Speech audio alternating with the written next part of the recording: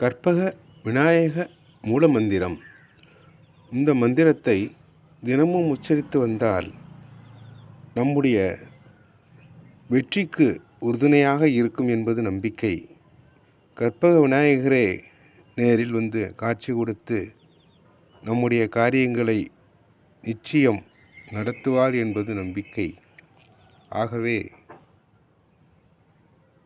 நீங்கள் இந்த மந்திரத்தை தினமும் உச்சரித்து பயன்பெறவும்.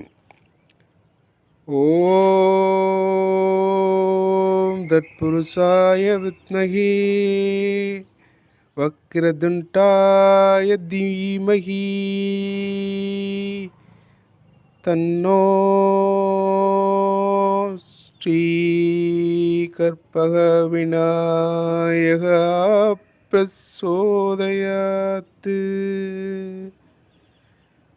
அன்பு